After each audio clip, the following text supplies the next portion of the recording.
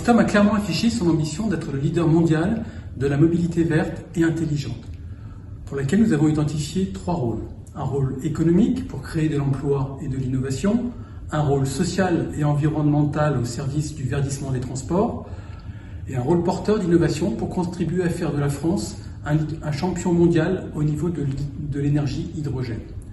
Le transport ferroviaire est intrinsèquement vert, puisqu'il est collectif et essentiellement électrique. Cependant, il reste aujourd'hui en France 50% des lignes qui ne sont pas électrifiées.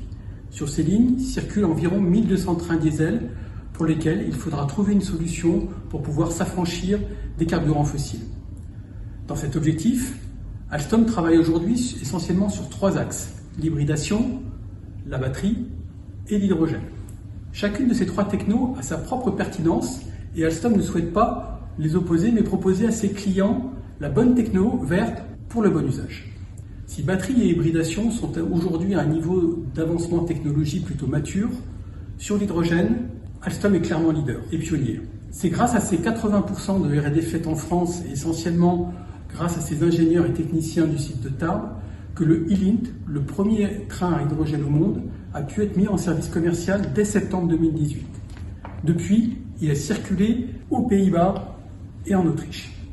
Alstom travaille avec 4 régions françaises, Occitanie, Auvergne-Rhône-Alpes, Bourgogne-Franche-Comté et Grand Est, pour développer le régioniste bimode hydrogène, qui sera fabriqué à l'horizon 2024 pour une mise en service commercial en France. Le plan hydrogène français prévoit 7,2 milliards d'ici 2030 pour permettre de booster tous les usages de l'hydrogène, et en particulier le ferroviaire.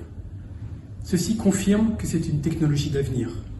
Alstom sera présent aux côtés des régions pour développer et mettre en service toutes les solutions vertes adaptées à chacun des territoires dans les régions.